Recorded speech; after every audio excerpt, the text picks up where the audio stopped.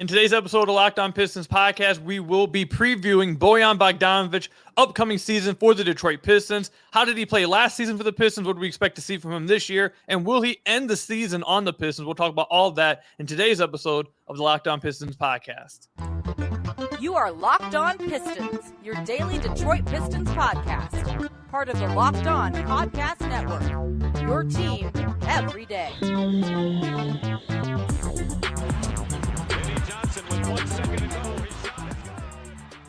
What's the deal? Welcome back to another episode of the Locked On Pistons podcast. Per usual, I am your host, Kuka Hill. You can find me over on Twitter at Kuka Hill. I want to thank you guys for making Locked On Pistons your first listen of every single day. We're free and available on all your podcast platforms. If you haven't already, head to the YouTube channel at Locked On Pistons. Hit that subscribe button or leave us a 5-star review on whatever podcast platform you're listening to this on. That's another great way to support the podcast. We're on our road to 10,000 subscribers by the end of this upcoming season. So if you have not already, again, please go hit that subscribe button at the YouTube channel, Locked On Pistons. Obviously, I would really appreciate it. Today, we are joined by Lazarus Jackson, host. Actually, do you guys still do the podcast at Detroit Bad Boys? No, the pod. I guess this can be the official, unofficial announcement. The podcast with me and Ben is not happening this season. The podcast on Detroit Bad Boys might happen in some capacity this season. I'm not fully aware of what the plan is for that, but yeah, no, me and Ben are too old for this, so we're too old for this. Fair enough. All right, well, you can find him over on Twitter at Last Chance, and he's still one of the editors at Detroit Bad Boys. You can find his work over there as well. Appreciate you coming on, Laz, to talk about Bojan Bogdanovic upcoming season, previewing his season with the Pistons. But first thing I got to ask you about, just real quickly, Damian Lillard. I just recorded a podcast. It was posted. We're recording this on the 28th. You guys will have already listened to that podcast by the time you listen to this one. I just got done recording how the Pistons are affected by Damian Lillard's trade. Do you think the Pistons are affected in any type of way by Dame showing up in Milwaukee? Other than the Pistons getting 4 automatic L's every year the next 2 years. I was gonna say, like, it's the L's are even more automatic now. I don't know. It's like those. I believe when I saw the schedule, I think Mike Curtis tweeted out like when the Bucks play the Pistons and they have like a home back to back on like in like the middle of January, and so like you can just like do something else with the middle of January that week, right? Like you don't have to worry about it too much. But I mean, like obviously this makes the Bucks really good. Not that they weren't already really good, and the Pistons are still not in a position to really challenge them. This makes them even harder to defend. So I think, yeah, you can just chalk up 4 more L's on the schedule. It's going to be tough. Fair enough. All right, just want to get your quick thoughts on that because that is the biggest news out right now. I feel like it affects everybody. Yeah. So, okay, let's talk about Bojan Bogdanovic. So the way we do these season previews, I start off with a review of the last season, then we preview the upcoming season, then we give expectations, predictions of the upcoming season. So let's start with a review of this past season. I'll let you start off. What did you think about Bojan Bogdanovic's season this past year? What were some of your bigger takeaways from him? How did you feel about it, et cetera, et cetera? So he had his most efficient and like one of the most productive seasons he's ever had at age 33. He averaged over 20 points a game, shot over 40% from 3, shot 57% from an effective field goal percentage standpoint, had a career high true shooting percentage. And so like he was some nights the whole of the Pistons offense. And he was really to be commended for that. The thing is, like, he's going to be 34 this year. And like, is he in the long-term plans for this team? But last year, like, he was great.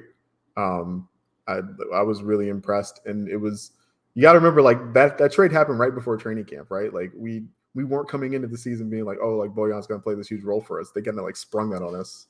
And he was, I think, a lot better than Pistons fans had any right to expect him being offensively. Defensively, kind of a different story. Wasn't that great defensively? They put him in bad positions, and he's playing. He's a guy you can tell can play defense inside a larger scheme alongside other good defenders. And the Pistons didn't have the best defensive scheme and didn't surround him with other good defenders, and so it just made him look worse. And so I think like he still has a lot to contribute, even if he is 34. I'd have what I hope are reasonable expectations for him this season. We can talk about those in a little bit. But yeah, I was pleasantly surprised and really pleased with what Bojan did for the Pistons last season. Yeah, I thought when they traded for Bojan last season, like you said, right before training camp, I came on the podcast and I said, Pistons fans, you guys aren't going to be ready for him basically being their second best player. And he could actually be their best player if Cade doesn't take that next step. Yeah. And I think he was even better than I expected. I knew he was a great shooter, but he actually showed me more as a just overall scorer that I didn't exactly know he had. You brought up some of his efficiency numbers, true shooting. I just want to bring up some of his play type, how he did with some of these play types.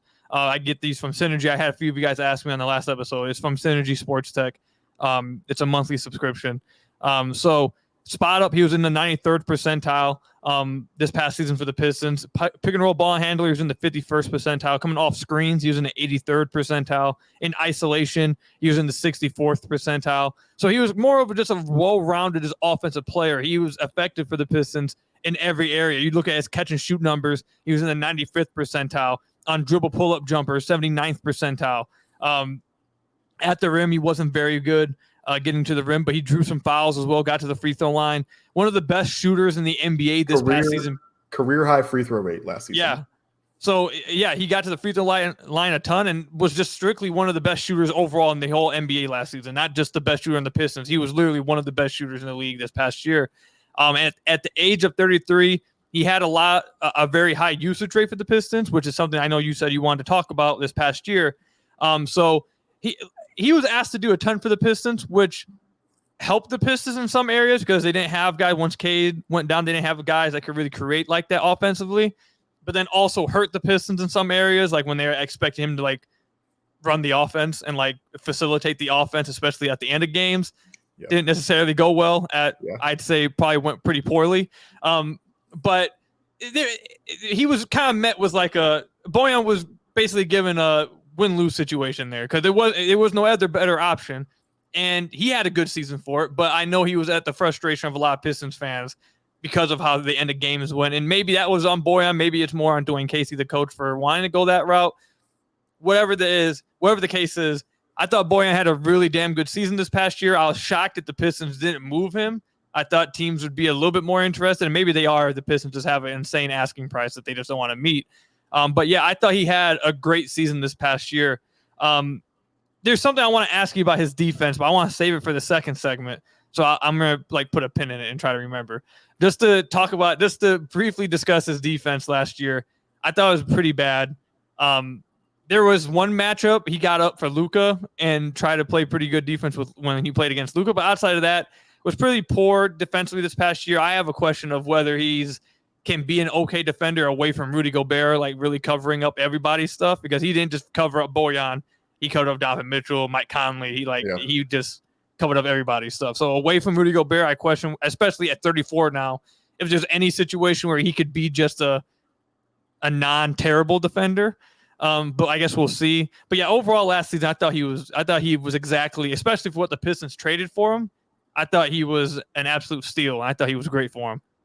Yeah, I think it's worth remembering too that they traded him for Kelly Olynyk and a bag of chips, right?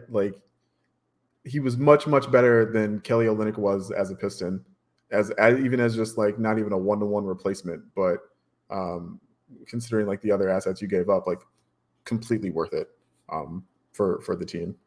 Defensively, some of it I think towards, especially later in the season, it's for who, for what, why are we out here? Let me just get the ball and go. And I do think that if there was more to play for, you might see more energy and effort on that end of the floor. On the other hand, he's 34 and not the greatest athlete in the world, right? It's kind of hard to expect him to be a above average defensive player at this stage in his career.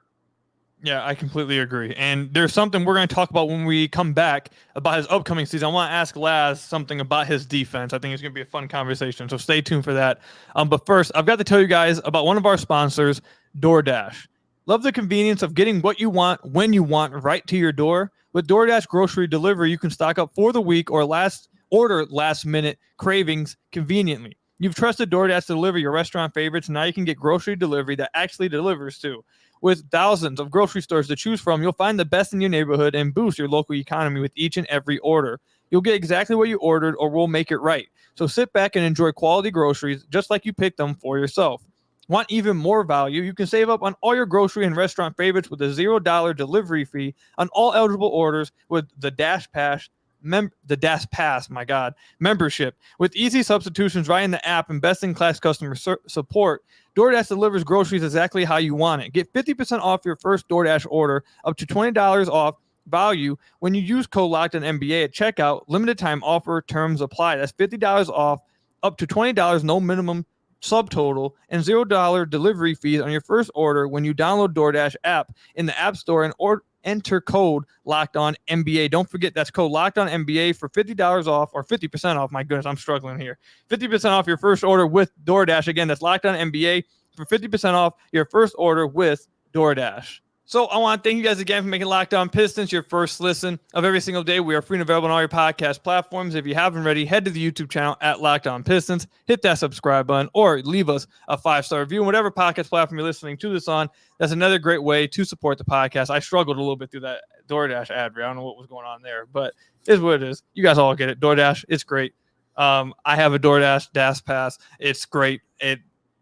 Fantastic. I do it all the time. My wife gets mad at me that I order a little bit too much, but it's great. Anyways, all right, so let's preview Bojan's upcoming season last. So I wanted to ask you this before we talk about all the other things with this upcoming season. Defensively, do you think that he'll be better served on defense at the 3 or 4 position this upcoming year? I think that's the wrong question. I think it's a question of like what kind of system they want to run defensively. Like, do they want to run more a switch heavy defense? Or do they want to run like a base, like drop level defense? Or even if you're like trying to play at the level or something, do they want to switch everything to stop people from rotating? Or are they willing to like let these young kids like figure out defensive rotations like as the season goes along? Because if he plays the 3 or the 4 and you're playing a switch heavy defense, it doesn't matter, right? He'll just get switched into bad matchups, right? If you're trying what position he plays matters a little bit more if you're trying to preserve matchups by playing like a more drop heavy or less like switch based defense. I like probably he's better at the 4 defensively just because you're expecting bigger, slower wings at the 4 than at the 3. But the 4 is such an important position. There aren't a lot of low skill 4s like left in the NBA, right? Like you're looking at like the PJ Tuckers of the world, like not a lot of dudes are like that in the starting lineups.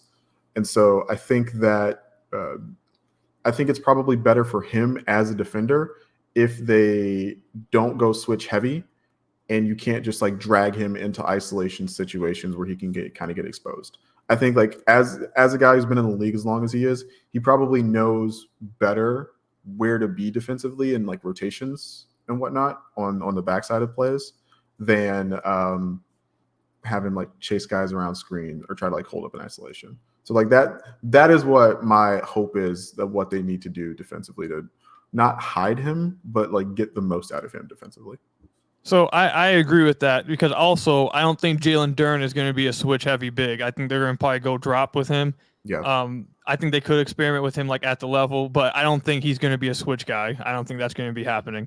The question that I'm really interested to see for him this upcoming year is like, who is he starting with? Is he starting with Stu or is he starting with Asar Thompson?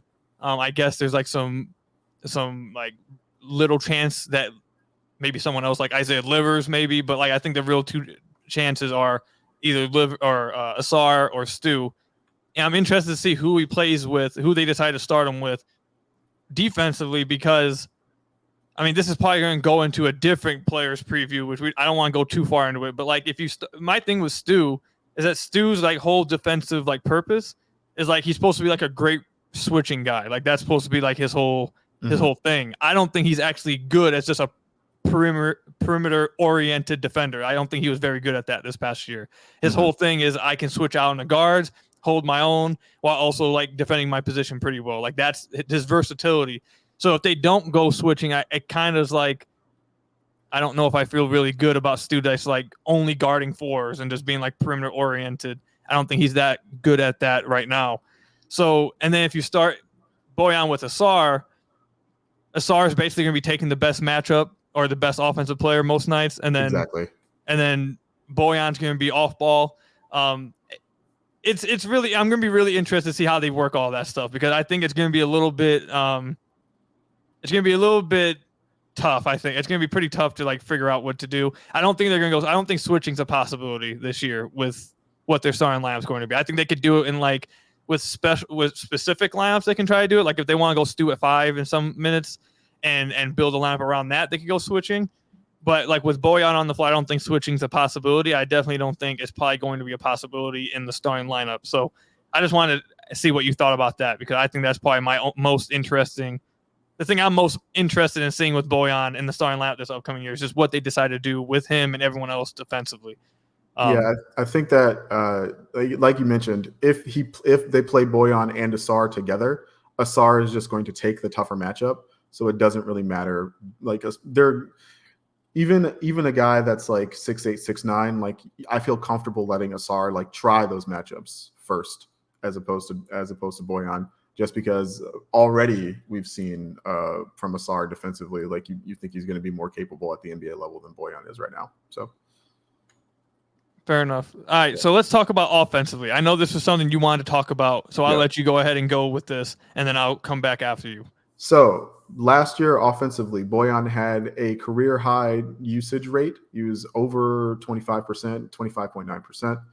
But in the first 12 games of the season, where if you recall, like those were the games that Cade played, Bojan had a much more reasonable 21.4% usage rate.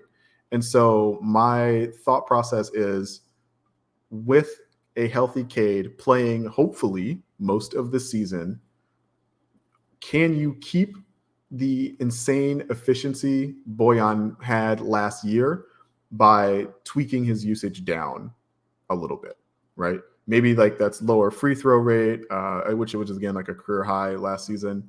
But like as a shooter, as a floor spacer, as a guy who doesn't need the ball in his hands to be a threat, it's like, can he still like be this really high level efficient offensive player without needing the ball in his hands all the time? Especially because like you're going to want the ball in Cade's hands. You're going to want the ball in Jaden Ivey's hands a lot of the time as well.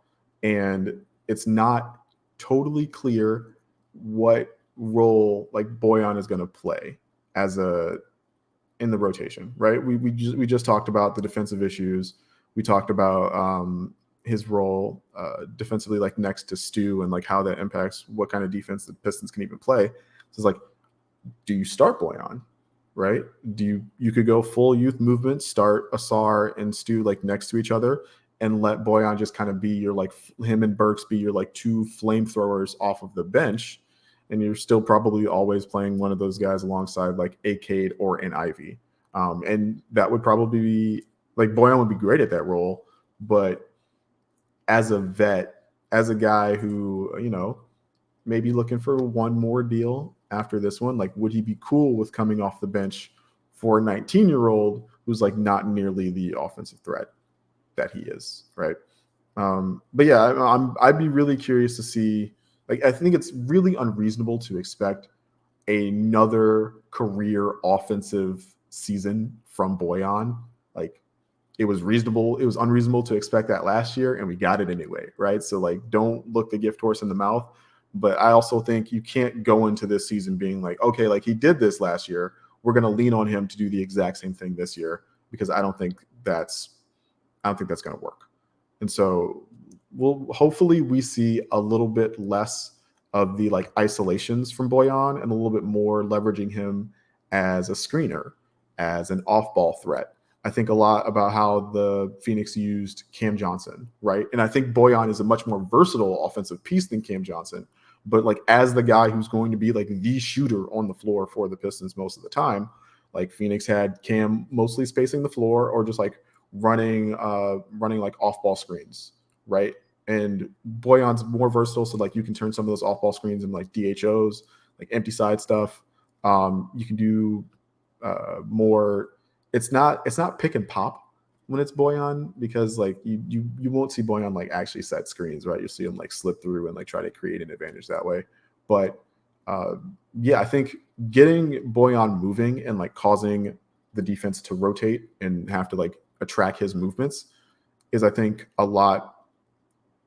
is going to be easier for him because he doesn't have like all the defensive eyes on him, and it's going to keep the ball in Caden and Jaden's hands, and because he can shoot, like you can just always like skip pass it over to him, and you feel comfortable about getting a good shot out of that. So yeah, like that's where I'm at with Bojan offensively this year. I hope he does about the same with less. Yeah, I don't think there's any way. I don't think there's a possibility that he could have a high usage rate because of the players that he's going to be playing with. So Cade's coming back, he's going to have a high usage. Ivy's going to get his usage. If Asar does play, that's another guy who kind of does some secondary ball handling on the off and like on the other side, weak side of the floor. He can run some weak side pick and rolls. Like he can. Those are all. And then Jalen Duren, who could be a hub for them at the high post. You can run some offense through him. So I just don't see how he could even keep up that usage rate. So I don't think that's going to be too much of a concern. Also, you brought up his isolation numbers, which I think was a really good point. In his final year with Utah, he had 71 possessions end with isolation, 75 as the pick and roll ball handler. With the Pistons this past year, he had 30 plus more as isolation. He had 103 possessions in isolation. Then he had like triple the amount as a pick and roll ball handler. So last year was like probably this complete new thing for him. And I think he should be able to go back to basically how he has played for a while now. Last year, he was asked to do a lot more. I'm sure he enjoyed it. Obviously, he had a great year. But I think he should be able to fall back into that role. And then just looking at like his off-ball numbers, like coming off screens, he shot 46% on threes coming off screens. I know they ran some pin downs for him to hit some like pull-up jumpers from like the extended high post area. He shot 51% on those coming off screens. And then just overall, I said this earlier, but overall as a catch and shoot shooter, he was 95th percentile this past year. And then shot, 44% on catch and shoot threes. That's guarded and unguarded. So I think he should be pretty good for the Pistons this year. I think what you brought up with him, is he going to be okay with coming off the bench? I think that's the key point. I've had James on the podcast. I've had Amari on the podcast. I'm sure you've talked with them too. And one of the main things I've learned over the last few years doing this is that a lot of people, I'm not saying you, I'm talking about like listeners and fans and stuff. A lot of people don't take into account that a coach also has to like keep the locker room intact. Like he can't piss off the entire locker. He can't piss off his vets and cause like issues in the locker room. Then you just lost the team. It's over with. So would like Bojan be okay coming off the bench after a career year for a rookie? I struggle to see him being okay with that. I struggle with being okay with that, but I could see how that could like just looking at team wise and basketball wise without like the personalities. I think that's probably a discussion that should be had, but we'll see what happens. When we come back, though, I want to talk about his expectations, what you think will happen this upcoming season. We'll talk about all that when we come back. But first, you guys got to hear from some of our lovely sponsors. So I want to thank you guys again for making Locked On Pistons your first listen of every single day. We're free and available on all your podcast platforms. If you haven't already, head to the YouTube channel at Locked On Pistons, hit that subscribe button, or leave us a 5-star review on whatever podcast platform you're listening to this on. That's another great way to support the podcast. All right, so expectations and predictions for Bojan this upcoming season. There's a few ways I want to start this, but I'll start with this. Do you think that Bojan will be starting this upcoming season? If you had to make the expectation and put money on it, do you think he's going to be the starter? I do. I do think Bojan will be in the starting lineup to start the year. Yeah. Yeah, I completely agree. I don't think that he, like we just mentioned, I don't think he would be cool with coming off the bench. I don't think Monty. I know that we've seen Cade, Ivy, Asar, Stu Duren playing at Rico Hines runs together like the last I think month or so. I know fans love it, and look, it's been cool to watch. It's been cool to see during the offseason. I'm not saying you won't get to see that lineup for stretches and games. But yeah, again, I just don't see a world where Bojan doesn't start. The other thing to ask about Bojan this upcoming year. Is it even? I don't think it's his play. I think I kind of feel bad for Bojan because it's like people we don't even really, and maybe we should a little bit more, but at least it's kind of like you already know what Bojan is. Yeah, he's a good player. He's a good offensive player. He can score. He can shoot. He's a valuable player. But the talk isn't about like him as a player ever. It's always, is he going to be traded? Who's he going to be traded to? What's his value? Right. When will he be traded? Like that's like all the conversation has been about him. So I guess that's the next question. Do you think he survives this season as a Detroit Piston, or do you think he gets moved? Survived is the wrong word, right? Survival would be staying on this team through another 60 plus losses, right? No, I don't think. I think it depends a lot on the development of other guys on the roster. But if you made me pick, I would pick that Bojan does not finish the year on the Pistons. I pick he'd get traded someplace else. You can make a very solid argument that he should have been traded last year. I've made that argument, and I'll keep making it. We've gotten a lot of reports that the Pistons' asking price for Bojan is just like through the roof. And part of me is like, if he plays at lower than career best, it's like maybe you are forced to lower the asking price to something reasonable, and then you can actually trade this guy. But he has a really great contract for any team looking to contend.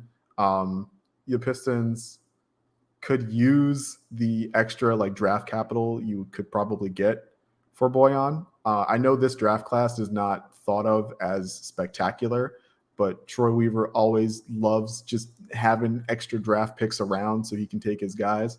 So it wouldn't surprise me to see Bojan be traded for an interesting young wing prospect who hasn't fully developed yet, and a late 20s first round pick in an upcoming draft. Right? I think that's probably a completely fair return for Bojan. And he could swing a lot of the playoff chase for a lot of different teams. I know the West is going to be insanely competitive this year, and there's 8 teams in the West that could use a Bojan, right? And so I do think you'll have a market for him should the asking price reach that low, and not we want a lottery pick or two. We want a lottery pick and another future non-lottery pick for Bojan. It's chill out. We're not going that far. But yeah, I don't think Bojan ends the year as a Piston. I think that that opens up playing time for Asar, opens up development time for a guy like Isaiah Livers, right? We talked about him maybe having to accept a bench role. It's if you move him, all of a sudden that opens up minutes for a Marcus Sasser or even a Killian Hayes or something in the rotation. And so it makes a lot of sense why Bojan wouldn't finish the year here in my mind. No, it makes complete sense for me why he wouldn't either. I think they should have traded him this past year. And here comes the incoming rant real quick, because you mentioned something about go off about lowering value for this player. This is now the second time that the Pistons have a player who they could move and get real value for, that could help them stack some treasure chest stuff to have them in a better position in the future. But because their asking price was so insanely high, they don't move them. And then when they eventually move them, they have to move them for something lower than what the originally offer was. First time it happened with Jeremy. Now I feel like Bojan, you could have got even more this past year because he was in the midst of having a great season. And he like you mentioned, he's on a great contract. Now, I mean, I don't expect him to have the next career best year at 34 now, and I feel like now you're gonna be forced. I mean, I feel like you're gonna be forced to lower the value anyway, because the original value that you were asking for was crazy nonetheless. But now you're gonna have to lower it. I feel like if you do trade him this year to something lower than maybe you would have had to lower it to last year. So with that, I still think he probably gets traded because of the reasons you mentioned. It frees up minutes for Asar. It frees up minutes for Isaiah Livers. And this is something that I've talked about a lot, and I want to get your thoughts on it before we wrap up the podcast. And it's not necessarily just about Bojan, it's about the Pistons. But for the reasons you suggested, and I think the Pistons are about to be players in a trade soon. I think they are sizing. I think James kind of hinted at this in an article a few weeks ago, maybe a month ago or something, when the Pistons fans were really angry about not doing anything in free agency. He kind of came out with an article saying, hey, they could be sizing themselves up for this, that, whatever. I actually agree with that. The Pistons have a lot of tradable contracts right now with like impactful veterans like Monty Morris and Alec Burks, a Bojan Bogdanovic. Like they have a bunch of guys that contenders may want. And they also have a lot of young guys that could get packaged with those veteran guys to get something. And those veteran guys on good contracts, they're on like a Bojan's on a higher salary to where it could help match the salary along with the Burks and Monty. So I'm interested to know, do you think it's possible? Because I know you mentioned that he could get like a developing wing and a pick. My thing is, I don't know if the Pistons are interested in getting like another developmental wing because they just got Monty Williams. Are they going to be willing to invest those kind of reps and time into a developmental person after they just did it with James Wiseman? I don't want to have to get into James Wiseman again, but like I just don't think they're going to do. I hope they don't do it again for someone like James Wiseman, and I don't think they're going to. So then my question is, do you think it's possible that maybe at the trade deadline or maybe even after the season, but at the trade deadline, you could see a trade that involved Bojan and Burks or Bojan and Amonte or like a package deal where the Pistons are maybe making a bigger trade, not like a superstar trade, but maybe a bigger trade than we're thinking where it's not just for draft capital a few years down the line. It could actually be like something heavier. Player. Yeah. I mean, I think that's possible for sure. What the hard thing for me is coming up with who that player might be, right? Because you'd be looking for you wouldn't be looking for another Bojan, right? You wouldn't be looking for another like 33-year-old guy who fits what you want to do, but like is on the wrong end of like your timeline. You'd want to find another guy who's like a little bit more established, but can grow alongside your young dudes and play alongside your young dudes. The trouble is like those guys are really, really valuable and also like really highly coveted. So I've been a huge proponent of like trying to go get OG Anunoby, but like as it seems really clear, like Toronto doesn't want to let him go, and he's going to make upwards of like $200 million on the free agent market next season, right? Like you think about a guy like Jaden McDaniels, right? It's like I have no clue how Minnesota is going to afford him, but like he's going to also make like $150 million on his next restricted free agency contract, like easily, in my mind. And so you're looking for that type of guy, right? You're looking for a really good wing defender who's also contributing offensively, who also doesn't need the ball a whole lot, but like every team is looking for those kind of guys. And so it's like at that point, it's like, does your package of Bojan plus Burks beat other teams' packages of like whatever the case may be? And so I do think it'd be easier to get future draft capital for a Bojan or for a Burks. And so that makes it easier to like clear up space for like a guy like Asar. And so if you like just want to get Bojan out, like you don't look as hard for established guys just because those trades are kind of lopsided. But if you're actually trying to maximize the value of Bojan, like, yeah, maybe you're looking for I don't know, I already mentioned the two guys I always think of. I could say RJ Barrett, but like Pistons fans. I was going to say Pistons fans will chew you out. Yeah, they get mad at me every time I bring up RJ Barrett. Shoot, I don't know. Like, you know, it'd be really funny, Koo. What? Like Keegan Murray would be so good on this team. He would. He'd be a really good fit. Yeah, it's but guys like that, right? Like you're looking for team defenders who don't need the ball to be effective offensively. You want to know another name that I've brought up one time? Yeah, hit me. I've brought up one time. I have never brought him up again because of getting chewed out by the Pistons fan base and the team's fan base that guy plays for currently. But if like things don't go like amazingly well for him, Jabari Smith with Houston. Oh yeah, I'd love that, but there's no way that Houston would ever give him up this early unless he really stunk. No, yeah, fair enough. So we'll wrap up the podcast with this final question. This is the final thing that I'll ask you. And it's not about Bojan. We kind of drifted away from the Bojan thing. It's fine. I've asked James, Bryce, Omari, and I've talked about it a ton this offseason. I think the Pistons, I don't think this is happening this year, but I think maybe next offseason or maybe at next deadline, the Pistons could be one of those teams you start hearing taking chances on like a heavy contract guy that maybe want. I've been telling listeners to start watching situations, start watching guys that could potentially be out soon, guys that could potentially be asking out, guys that could potentially be moving on to start a rebuild, etc., that kind of stuff. I think the Pistons salary cap long-term is in a position where they could survive that. They're in a position right now where they could take on a heavy contract and be cool with their young guys still. And like I mentioned, I think they also in a position where, like, if they wanted to trade one of their young guys with some of the vets, they could do it. If they wanted to trade a young guy with some vets and then maybe relinquish the protections on that pick they owed to New York and then package future first, they could. I think that's something that they could be doing maybe next offseason or maybe even at the next deadline. I don't think it's going to happen this year unless like they're Luka or Cade's like Luka and they're like, oh, we can actually make a run this year for something. So unless that happens, I don't think it's happening this year. My question for you is this. If I had to ask you one player that you can think of off the top of your head, and it doesn't have to be a fan favorite answer. I've said an answer. I'm going to say mine, and fans hate mine. But if you had to think of one player off the top of your head that's like, okay, he's on a heavy contract. He's a really good player.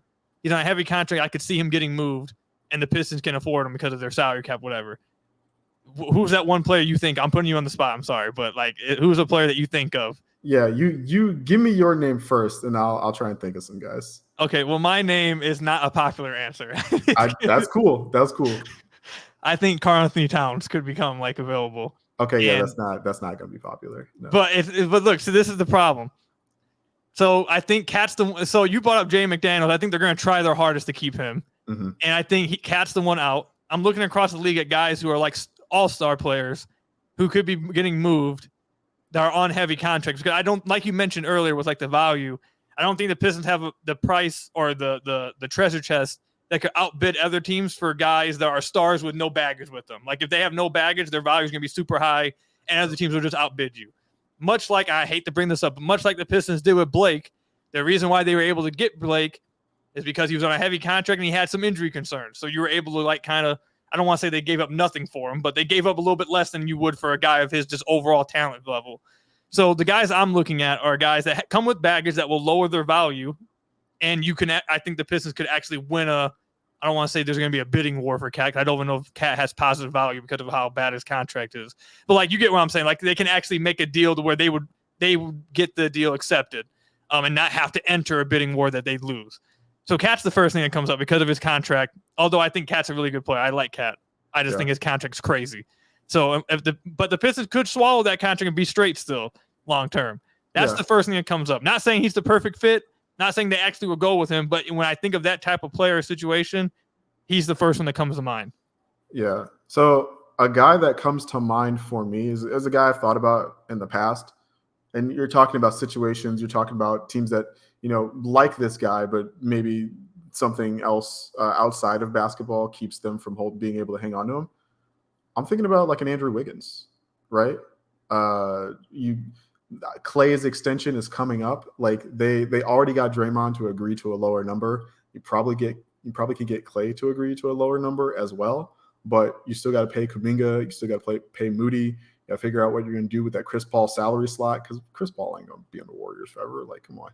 So like maybe Andrew Wiggins ends up a second apron casualty for the Warriors. And that's a guy who has some basketball baggage, hasn't really had success outside of Golden State, but as a guy who you could bring in and be like your fourth option offensively, but like still would be really good and effective in that role. Like that, I think that would be interesting for sure. There's one more name that I just thought of, and this is another name that I don't think would be too. I think he might be mildly popular, but also comes with risk. You picked a player, Andrew Wiggins. I don't think he comes with much risk. But everyone will like you. Everyone's gonna like your answer. Everyone's gonna hate mine. but Michael Porter Jr. I think for the same like reasons you were bringing up. I think that like, do you think Denver's gonna be able to afford that core for years on end? I think like eventually we're gonna have to move somebody. I was thinking more like if Michael Porter Jr. gets moved, he's going to want to be someplace. He's going to want the Jeremy, right? Where he's going to want to be someplace where he can be the guy. And Detroit hopefully won't be that because we'll have Cade and Jaden being the guys, right? So he probably wouldn't be happy here. But yeah, I mean, I don't know. Denver, I mean, if Jamal Murray keeps getting like not making the All-Star team, is like, because that's going to like, keep his number his down. value lower than it otherwise might be. And Aaron Gordon is like an all-star in his role, but also like a guy who's probably not going to like ever make an all-defense team or like make any of the accolades that like make you really expensive on the open market. So, and Jokic already makes as much money as like they can possibly pay him. So like I don't think Denver should have a lot of trouble keeping that team together in the long term. But I mean, like if they were to make Michael Porter Jr. available, I'm sure they could get a lot for him. Yeah. All right, fair enough. We'll wrap it up there. Thank you, Laz, for coming on the podcast. I want to know what you guys think about Andrew Wiggins joining the team, because I thought I saw a lot of Pistons fans interested in Andrew Wiggins before they drafted Ausar Thompson. I've seen his name kind of die down in the Pistons community. I wonder if you guys are still fans of Andrew Wiggins joining the Pistons, even if they have Ausar Thompson. Let me know that in the comment section down below, or you can obviously let us know on Twitter at Kuka Hill, or you can let Laz know at Last Chance. Laz, again, thank you for coming on the podcast. I appreciate it. That's all we've got for you guys today. Thank you guys for making Locked On Pistons your first listen of every single day. Hit that subscribe button on the YouTube channel. Leave us a 5-star review, whatever podcast platform you're listening to this on. And until next time, I'll see you guys later. Stay safe. Till next time, peace out.